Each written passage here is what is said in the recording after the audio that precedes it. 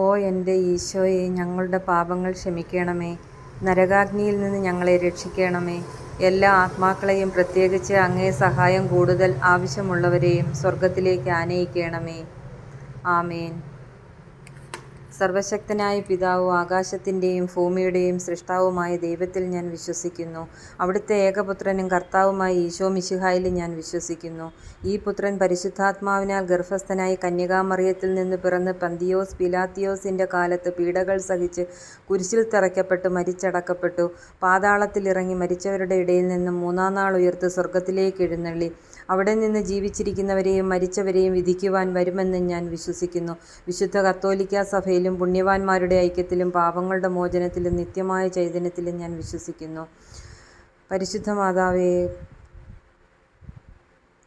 സ്വർഗസ്ഥനായ ഞങ്ങളുടെ പിതാവും ആകാശത്തിൻ്റെയും ഭൂമിയുടെയും സൃഷ്ടാവുമായ ദൈവത്തിൽ ഞാൻ വിശ്വസിക്കുന്നു. അവിടുത്തെ ഏകപുത്രനും കർത്താവുമായ ഈശോ മിശിഹായിൽ ഞാൻ വിശ്വസിക്കുന്നു. ഈ പുത്രൻ പരിശുദ്ധാത്മാവിനാൽ ഗർഭസ്ഥനായി കന്യകാമറിയത്തിൽ നിന്ന് പിറന്നു പന്തിയോസ് പീലാത്തിയോസിൻ്റെ കാലത്ത് പീഡകൾ സഹിച്ച് കുരിശിൽ തറയ്ക്കപ്പെട്ടു മരിച്ചടക്കപ്പെട്ടു.